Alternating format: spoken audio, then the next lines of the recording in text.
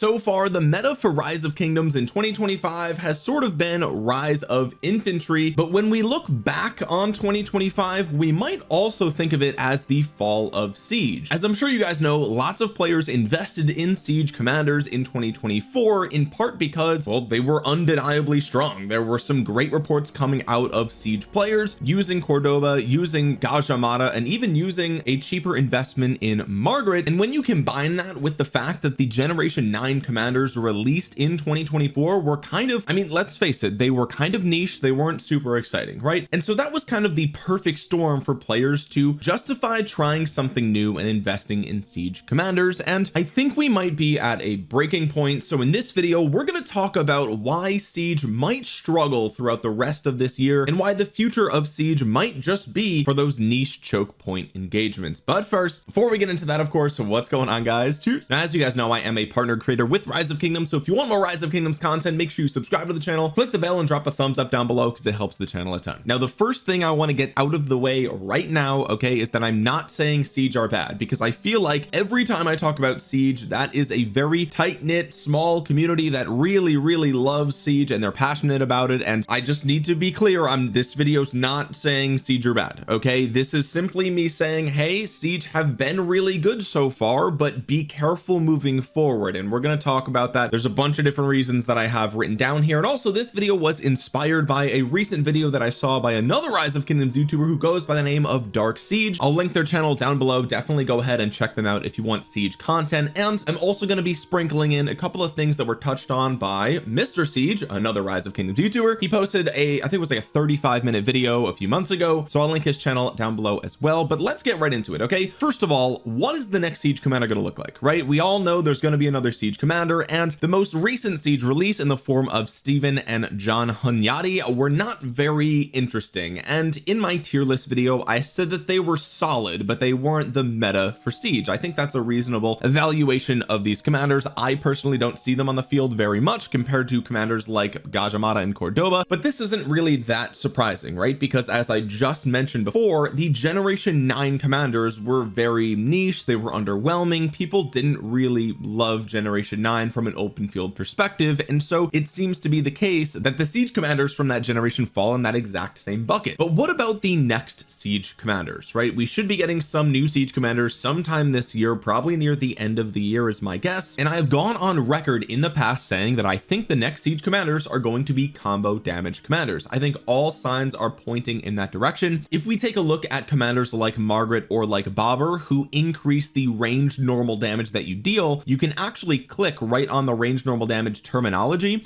and it will say down below includes ranged basic attack, ranged counter attack, ranged smite, and ranged combo attack damage. Okay, so why would they go out of their way to tell the player base that this buffs ranged combo attack damage if at the time of recording this there is no ranged combo attack damage? There's not a single commander in the game that deals ranged combo attack damage. So if they included that terminology in this sort of definition here, then that means that ranged combo attack damage is at least planned to be a thing, right? It might not be a thing, but it's at least planned to. They at least thought about it, right? They at least thought, okay, well, we need to make sure we include this so that way in the future, if there ever is one, there's no confusion. We know what this does. It buffs ranged combo attack damage. Okay, so that's one reason why I think ranged combo attack damage is coming for the next ranged release. The other reason is because what we saw with the release of Liu Che and with the release of Gorgo is that they implemented a new type of damage in the form of smite damage. Okay, and then they followed that up with the next engineering release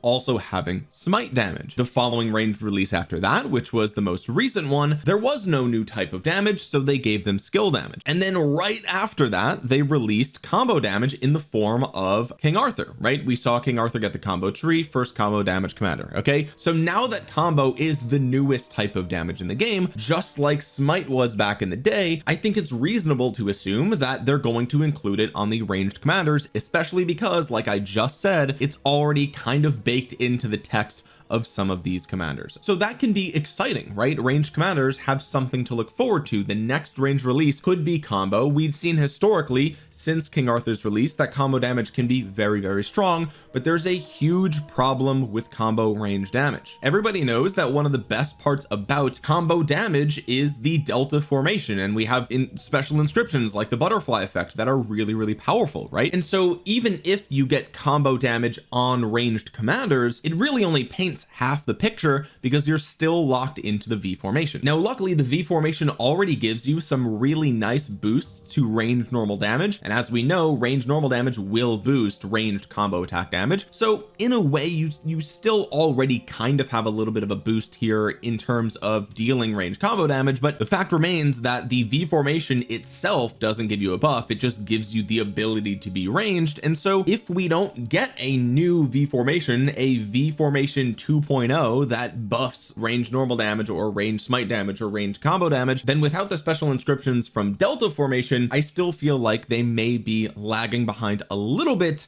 in the combo damage department. And if you guys have been keeping up with the channel, then you know that in a recent face-to-face with the developers were asked the following question: going forward, how often will new formations be added? Whenever I start focusing on a new formation, I worry that a new one will come out right after. And the answer was, from December of 2025 to May 2026, we plan on releasing 3 new formations focused on smite damage, skill damage, and combo attack damage. After that, we plan on adding new formations for these 3 damage types every 18 months. Okay, so what we see here is a commitment to adding more formations to the game, and we see them committing to types of damage, but we don't see any mention of ranged formations here. Now, it's not to say that perhaps the new smite damage formation that they're referring to here is going to be a ranged smite damage formation, or the skill damage formation could be a ranged skill damage formation, right? It's totally possible that even though they're only specifying the types of damage, it could also be the case that these are formations that will allow you to go ranged mode as well, right? It could do both things. We've never seen that before, but that doesn't mean that they can't do it. But it is worth noting that they didn't mention ranged. They didn't mention it here at all, and the assumption is that they're referring to simply the types of damage. And every 18 months, if there's new formations for these types of damage and ranged aren't getting that same treatment, then they're probably going to fall farther and farther behind in the meta unless the commanders are way outperforming the meta, right, to kind of compensate for that. The next thing we have to talk about here is the new updated crystal tech. The recent changes to crystal tech are sort of a double-edged sword for siege players. If you're a siege main, then it actually becomes super cheap for you to just invest all in on one troop type and that's it, and you go all the way through and get all the stats for just siege. It ends up being very cheap, and that's all well and good. However, they changed the stats here in the new crystal tech, and they also changed the buff, the all damage buff that is present in KVK. So previously it was 40%, now it is 30%. We also lost the all damage buff at the end here, and 30% of your attack stat was removed and is then replaced with defense and health. And so in this environment, battles are going to last longer on the open field in general and in theory, right? You shouldn't pop as fast as you did before because there's less damage, there's less all damage, there's less attack across the board, right? There's no improved morale as well, which is good for siege, right? If like open field brawls just stay in one spot for longer, that's good for siege players. But on the flip side, we lost damage for siege, right? We lost siege attack, we lost attack for all troop types, and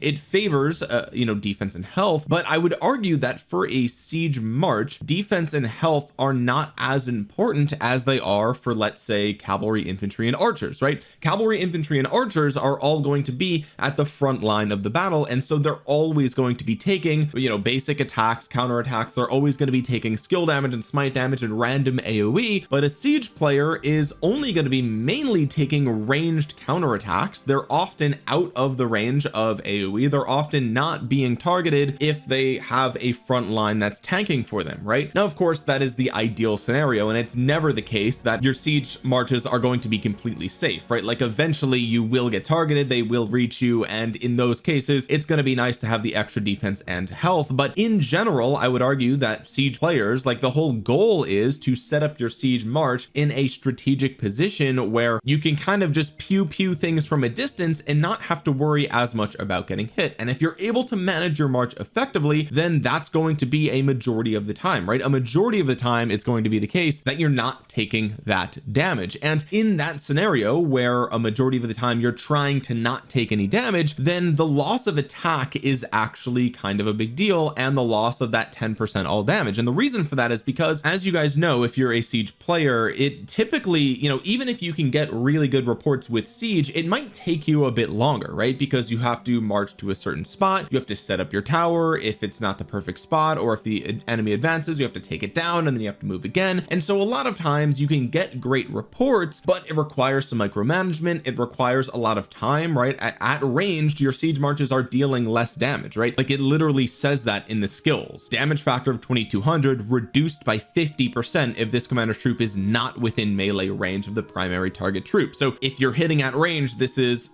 max it's 2400, at ranged it's 1200, right? So in a world where siege were already getting good reports, but it would take a long time for them to get those reports, well, now we have a world where you just lost attack percentage and you lost 10% all damage, and on top of that your enemies are now tankier, right? Because they have extra defense and health, and there's also a whole piece of technology here that reduces the damage that you take from siege. And in fact, there's damage you can take reduction from all troop types. But what players can decide now is, okay, if the enemy is heavily relying on their siege units, maybe they might prioritize grabbing shatterproof here to kind of mitigate the damage that you're taking from siege marches, right? So players can choose to take 10% less damage from siege, and the siege are dealing less damage themselves, and the players marches, the melee marches, the infantry, cavalry, and archers have more health and defense. And all of this is kind of, again, it's cheaper to build the siege crystal tech tree because it's just one troop type, but the counter to that is that the kill point farming is going to be even slower than it was before, and it was already kind of slow. And that's not to mention the fact that the developers, they've actually already come out and said that they are looking closely at the performance of ranged marches. If you guys missed this Q&A with the developers came out at the beginning of this year, back in, I think at the end of January, if I'm not mistaken. But basically players were kind of complaining about ranged units, and the developers said that they're still preparing for the new engineering commanders. So they were referring to John Hunyadi and Steven at the time, and probably also maybe the epic commanders as well. But they were also saying that they were preparing the new engineering commanders with caution and focusing on the balance of power on the battlefield. In fact, we have been closely monitoring the battlefield performance of long range units and have noted some of the issues and concerns raised by governors. In the future,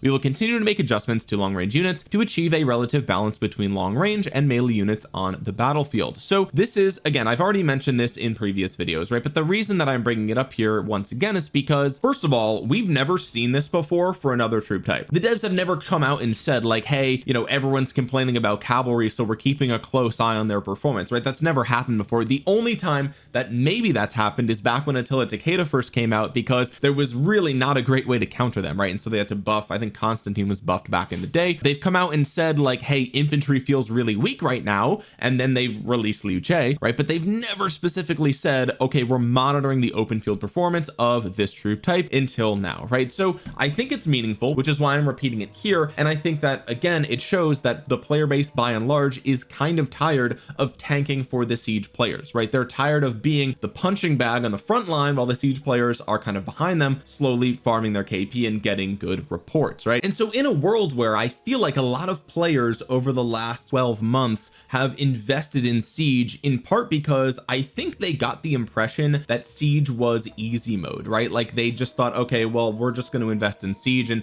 you just kind of put them down and they just kind of farm kills automatically, right? Which is not the case, right? Even though when you have War Frenzy, it does automatically launch ranged attacks, right? It kind of does do that, but it still requires a lot of micromanagement, right? You still have to retreat if the enemies are advancing. You still have to put it in the right spot, and you might be easily targeted. People might target you specifically because you're siege, right? So in a world where a lot of players, I think, saw those early Cordoba reports and were like, wow, the altars are dominated by Cordoba. I think over time players have really invested in siege, thinking that it's easy mode. And because of that, as there's more siege players on the battlefield, right, especially in things like altars, there's actually, in a way, the problem almost solves itself, because if it swings too far in one direction, then it has to swing back in the other, right? And so if you have, you know, 3 times or 4 times more siege marches on the battlefield than you did a year ago, well, now all those siege players have to compete for the same amount of kills, or maybe even less kills, right? Because the other side probably has more siege as well. And so the murder ball itself is probably about the same size, or maybe slightly smaller, because some of those murder ball marches are now siege marches on the outside, right? So you have more siege on both sides competing over the same size or smaller size murder ball, which means that you're going to have fewer siege kills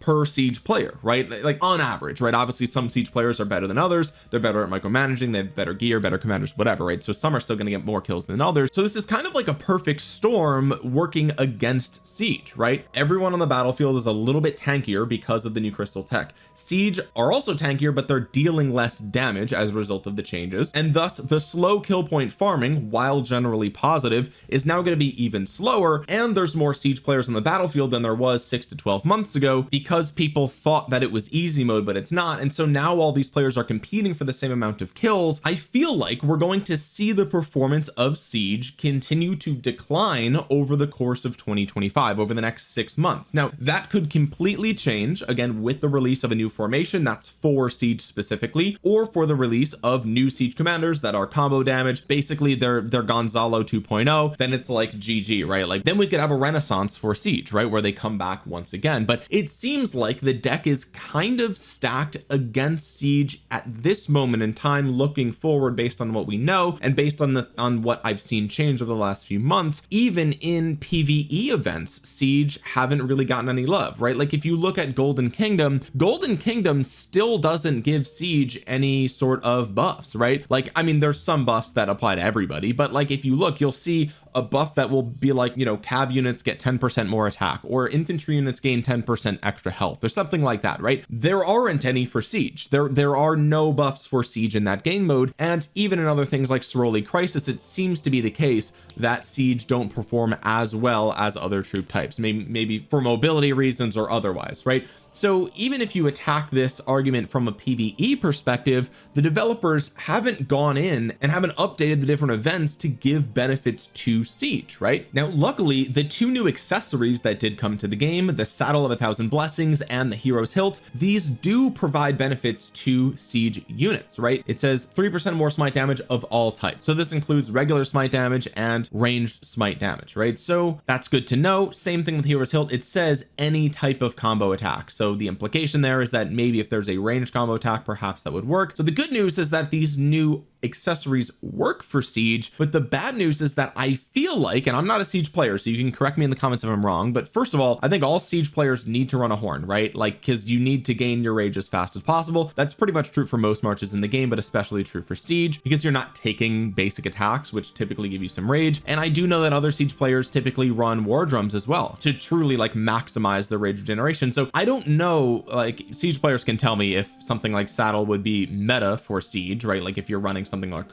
Cordoba, would you choose to run Saddle? I don't know. When you have things like Immolating Plume and you have things like the Ring or even Greatest Glory, I don't know if you would run something like Saddle ever, right? Unless there's another new commander that comes out that might change that. So again, it's nice that these technically work for siege, but they might not have the luxury of, you know, sacrificing an accessory slot for that, because they need to go all in on rage regeneration. And the final thing I want to touch on here is something that was mentioned by Dark Siege in his video. Again, it's linked down below if you want to watch it, but he mentioned something that I also was thinking in my last KVK, where when we were playing in altars, I did notice some AFK siege marches, right? People would march their siege into the altar and they would gain War Frenzy and they would just plant it there and hope that it does well, right? And they would not really micromanage it super well. And don't get me wrong, there are siege players that actively micromanage and they're extremely valuable in our altar, like obviously, right? Like siege do really well there, but there are more players that I've noticed that try to go AFK with siege, right? And the problem with that, and this is what I mentioned earlier about people thinking that siege is easy mode, right? Which I don't think is necessarily the case. The problem with that is that you're no longer really working towards the objective, right? The objective is to capture the altar, and yes, obviously that involves destroying the enemy, right? Which siege can really help with, but there's still a bit of a back and forth with the open field like murder ball, right? You know, if you push them up to the edge of the altar, you're going to want to move your marches a little bit closer rather than standing near your side of the altar, right? And something that Dark Siege mentioned in his video is that some players noticed that kingdoms are starting to get frustrated with the number of people that are trying to bring siege to certain engagements such as altar, right? They're looking at it and saying, wow, we have all these siege players, what we really need is a murder ball, right? What we really need is people pushing the enemy out of the altar, right? And we can't do that if everyone's sitting in the back with their siege march, right? And I think that this is a perfectly good point, and it kind of reiterates what I said earlier about more siege players means more siege players competing for the same amount of kills with a similar size or smaller murder ball. And fundamentally, this has always been my base argument against what you might consider a siege main, right? Is it possible to be a siege main? Yes. Is it playing the game on hard mode? I think it is, right? And the reason for that is, you know, all the PvE things aside, the way that Rise of Kingdoms works, like as a game at its core, fundamentally, if you're looking at something like Ark of Osiris or you're looking at something like KVK, fundamentally Rise of Kingdoms is a game about territory management, right? Your alliance, your kingdom, and your allies pushing their territory across the map. And so if you look at how siege work and you extrapolate that out to its extreme conclusion, right, wherein, okay, let's assume that siege is the strongest march on the battlefield. It's not, right? But let's assume that it was. What happens if everyone runs a siege march and only siege, right? What if we only have siege marches on the battlefield? Well, territory doesn't move because siege marches don't move, or at least they move really slow because you have to break them down and then march over, and then you have to set up, and then somebody, you know, cheeseburgers you, and then you got to break it down and walk it. Siege are much more stationary than a murder ball, right? And so they are kind of antithetical to how you make progress on the battlefield as an alliance, as a kingdom, and how you would win events. Now they have their role, don't get me wrong, they have their role, right? Holding choke points, behind passes, things like that. Of course they have their role, things like altar, right? But my baseline argument against siege as a main troop type has always been that it can't really be on the same level as a murder ball because it literally goes against how you win things like KVK, right? It can play a good component, but it can't win you the KVK if everyone's running siege, okay? And I think, like Dark Siege mentioned in his video, if we are seeing more and more kingdoms and more R4s, R5s kind of saying, hey, like, take it easy with the siege, guys, like, we've got enough siege on the field, we need more murder ball marches, right? Like, if we start to see that happen more and more, well, we're gonna go back to what the game was like a year and a half ago, where kingdoms were like, hey, delete your siege, delete all your siege units besides, you know, 400,000 tier ones, right? Like that's kind of the world that we've lived in for a long time, and I think those rules have been loosened a little bit for siege players, right? But we could go back to that exact same thing if we see, again, too many siege marches on the field. Kingdoms are going to start to say, hey, stop farming kill points, we need to play the objective, right? We need to burn that flag, so get it together, get in the murder ball, right? So the reason that I'm making this video is because I'm trying to issue a gentle warning to those of you that are interested in investing in siege, right? I just want to sort of set the expectations that siege might have a harder time gaining kill points in the future. They're still probably going to trade super positive. I mean, how can you not if you are avoiding getting hit, right? But there's more siege players to compete with, and the marches on the field are going to be tanky, and you're dealing less damage than you were before. And so I think if you're expecting siege to be easy mode, I actually think the opposite is going to be true over the next few months. I think it's actually going to be a little bit harder to gain kill points as a siege player moving forward, again, unless we see another big formation drop for siege, or we see really strong siege commanders come out with maybe combo damage, right? And those are on the table, like those are very possible. I'm not saying that it's not possible, but right now at this moment in time, I don't know if it's a great time to go all in on siege, right? I think if you're going to invest in siege, you know, you can still use them really well, but it's going to be that sort of niche component where you bring them if the conditions allow for it. You bring siege as a support unit for your murder ball, right? And it can be your 5th, 6th, or 7th army if you want it to be, but I don't want players to go all in on siege thinking it's the strongest troop type, that it's going to be a better investment than archers or calves or infantry, right? Like, I don't know if that's necessarily going to be the case unless something changes moving forward. So just wanted to make this video issuing sort of a warning to you guys. Siege still will probably trade well, but I think that it's going to be a little bit harder to do so moving forward unless we see something change, because right now things look